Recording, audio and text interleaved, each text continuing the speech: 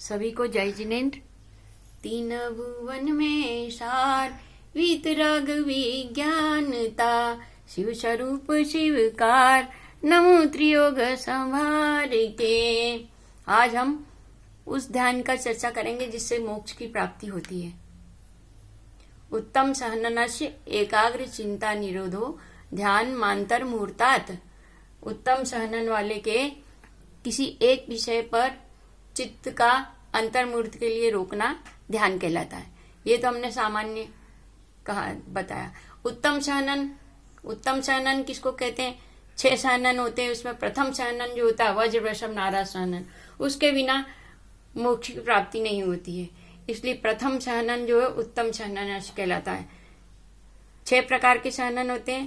पहला वज्र वृषभ नाराज सहनन, दूसरा वज्र नाराज सहनन, नाराज सहनन, अर्ध नाराज सहनन, कीलित सहनन और असंप्राप्ता सपाटिका सहनन। ये 6 सहनन होते हैं। इसमें प्रथम के 3 सहनन जो है उत्तम कहलाते हैं। लेकिन मोक्ष के लिए तो प्रथम ही चाहिए, द्वितीय तृतीय से काम नहीं चलता। वो उत्तम होते हुए भी मोक्ष नहीं दिला पाते। तो ये ध्यान जो होता है शुक्ल ध्यान, ये 4 प्रकार के हैं। पृथक परिकत्व, वितर्क, सूक्ष्म क्रिया प्रतिपाति, विपरीत क्रिया निवर्तिनी।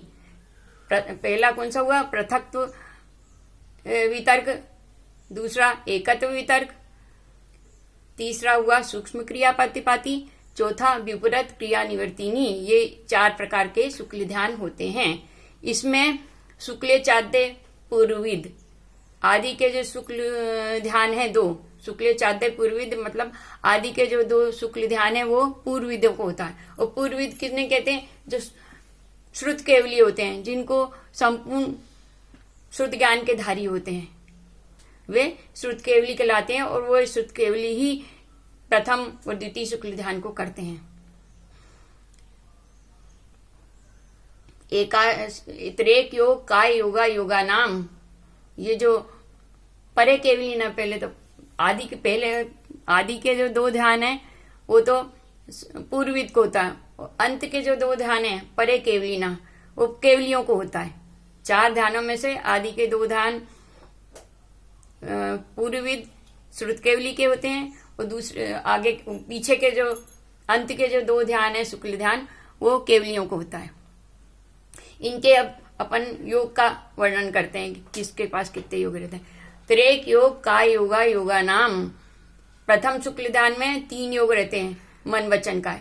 दूसरे शुक्ल ध्यान में केवल 1 योग रहता है, मन वचन काय में से। तीसरे शुक्ल ध्यान में काय योग होता है।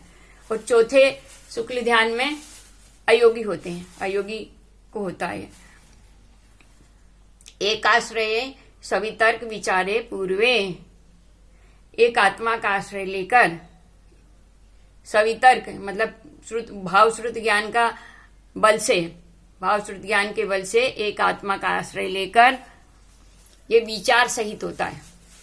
ये प्रथम शुक्ल ध्यान की बात कर रहे हैं। एक आत्मा का आश्रय लेकर भाव श्रुत ज्ञान का बल से विचार रहित सहित होते हैं। ये विचार सहित होता है। और दूसरा शुक्ल ध्यान अविचारम द्वितीयम, वो विचार रहित होता है। प्रथम और दूसरे में यही अंतर है बस। प्रथम वाला विचार सहित होता है, दूसरा विचार रहित होता है।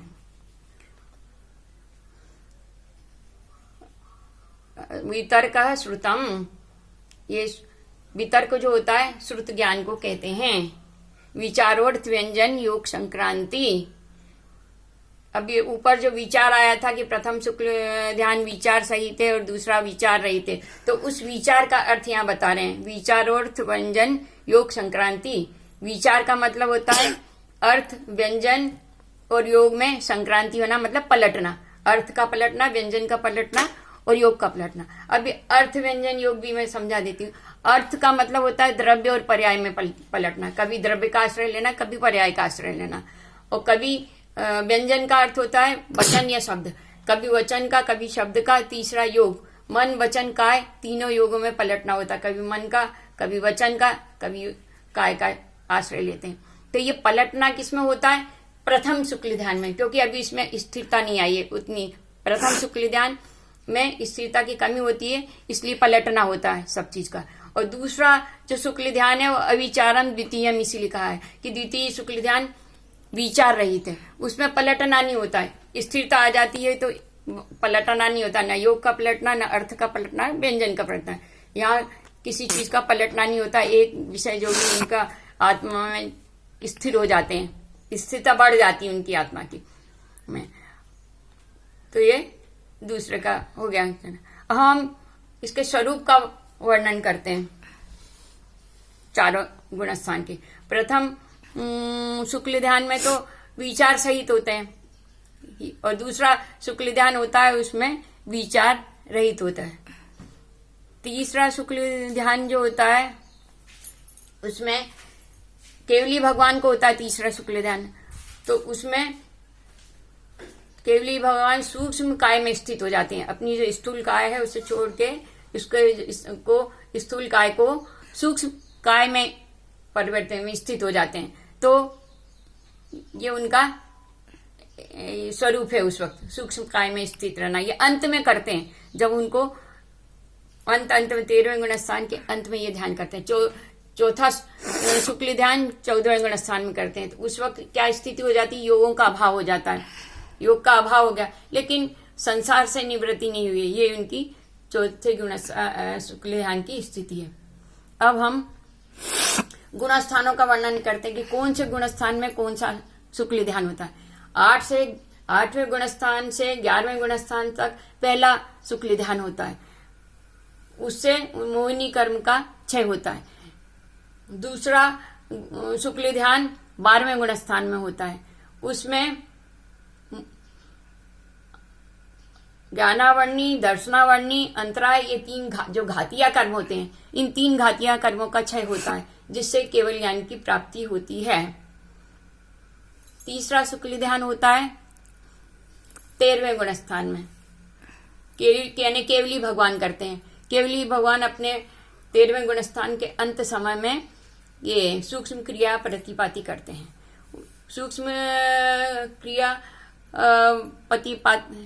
वह सूक्ष्म काय में स्थित हो जाते हैं, और उनके जो अप्रतिपाती सूक्ष्म क्रिया अप्रतिपाती, मतलब वहां से अब उनके उस गुणस्थान से गिरने का कोई चांस नहीं है, मतलब अब यहां से कभी नहीं गिरेंगे।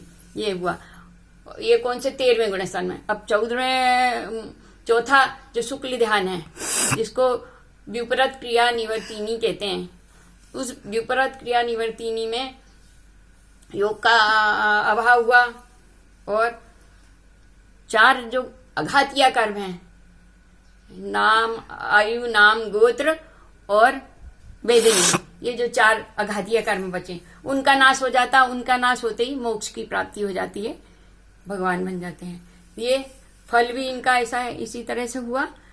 अब हम इसको पहले सहनन का बोलते हैं कि जो 3 सहनन उत्तम कहे हैं, उसमें प्रथम सहनन से ही मोक्ष की प्राप्ति होती है। दूसरा सहनन जो वज्र नाराज है, वज्र नाराज सहनन, तो और तीसरा है नाराज सहनन।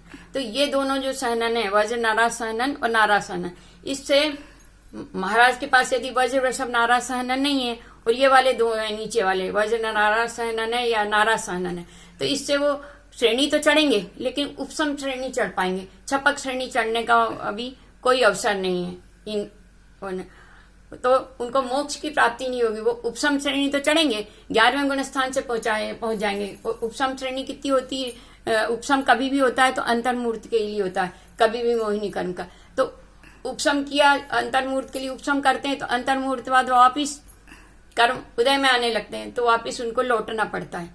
तो इसलिए इससे मुक्ति की प्राप्ति नहीं होती। 11वें गुणस्थान में उपसम यथाख्यात चारित्र की प्राप्ति हो जाती है। उपसम अंतर्मूर्त के लिए वीतरागता की प्राप्ति होती है, ये उनको लाभ मिलता है। अब हम इसको दृष्टांत से बता सकते हैं। जो प्रथम जो शुक्ल ध्यान है वो दीपक की लो के समान है, द्वितीय शुक्ल ध्यान मणि रत्न के समान है, और तीसरा और चौथा जो शुक्ल ध्यान है वो सूर्य प्रकाश के समान है। क्योंकि सूर्य प्रकाश के समान केवल ज्ञान की प्राप्ति हो जाती है। 13वें 14 गण स्थान में केवल ज्ञान की प्राप्ति हो जाती है, इसलिए वो सूर्य प्रकाश के समान है।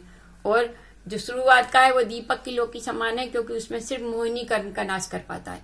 और द्वितीय जो शुक्ल ध्यान है वो मणिरत्न के समान है, क्योंकि उसने ज्ञानावरणी दर्शनावरणी अंतराय कर्म का भी क्षय कर दिया है, इसलिए ये मणिरत्न के समान है। और बाकी 13वें 14 का सूर्य प्रकाश समान है।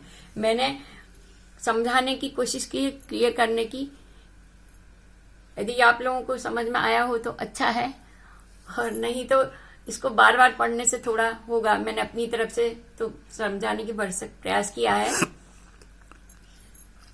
नहीं समझ में आया होगा तो कुछ और विस्तार से, यदि आप लोग पूछेंगे तो विस्तार से इसको बता दूंगी। धन्यवाद। जय जिनेन्द्र।